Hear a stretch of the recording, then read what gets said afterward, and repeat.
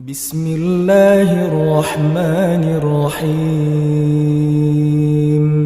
أعوذ بالله من الشيطان اللعين الرجيم. بسم الله الرحمن الرحيم. قال مولانا امام الكاظم عليه السلام: من حسنت نیته زید فی رزقه. ناظرین کرام، سب سے پہلے آپ تمام عزیزوں کی خدمت میں غریب بغداد باب الحوائج امام موسیٰ کاظم سلام اللہ علیہ کی شہادت کے حوالے سے تسلیت و تعزیت پیش کرتا ہوں۔ اس کے بعد اسی عظیم ہستی کا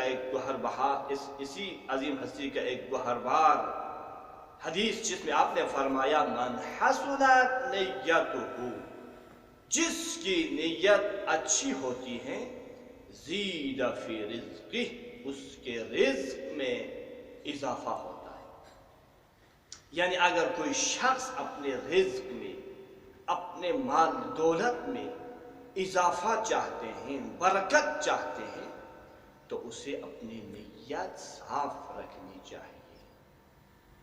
اگرچہ ہمارا اصل عنوان کچھ اور ہے، وہ یہ ہے کہ آج ہمارا عنوان یہ ہے کہ کیوں ہارون رشید نے امام کو قید کر دیا، قید کرنے کا وجہ، علت اور فلسفہ کیا دلیل؟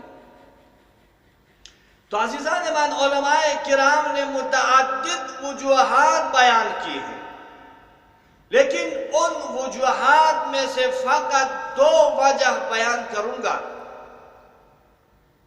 ان میں سے پہلا وجہ جو ان تمام وجوہات میں مشترک نظر آتے ہیں، وہ یہ ہے کہ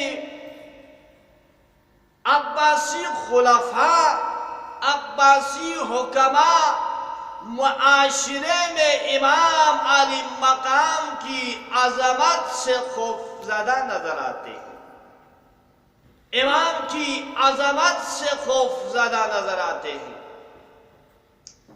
انہیں اسی لیے وہ ڈرتے تھے کہ کہیں لوگ، کہیں مسلمان امام علی مقام کو اپنا مذہبی رہنما خلیفہ نہ بنا لیں۔ اس لیے وہ لوگ امام کو اپنے چاہنے والوں سے نہ ملنے دیتے، نہ کسی چاہنے والوں کو امام کے ساتھ ملنے دیتے تھے۔ امام کی رفت و آمد کے اوپر کڑی پابندی تھی، کڑی نظر تھی کہ کہیں اپنے دوستوں کے ساتھ گفتگو کر نہ سکے۔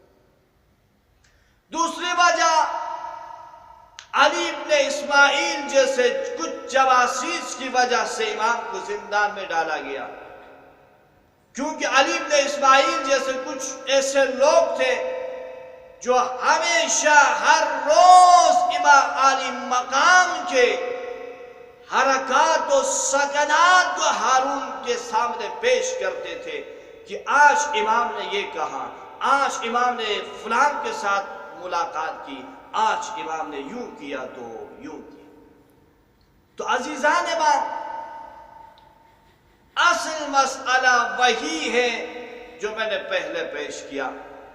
امام کو اگر زندان بغداد و زندان بصرہ و یحییٰ اور سندھ ابن شاہ کے زندان میں اگر امام کو ڈالا ہے، تو امام کی مقام اور منزلت اور معاشرے میں امام کی عظمت کی سے خوفزدہ ہو کر انہوں نے امام کو زندان میں ڈالا۔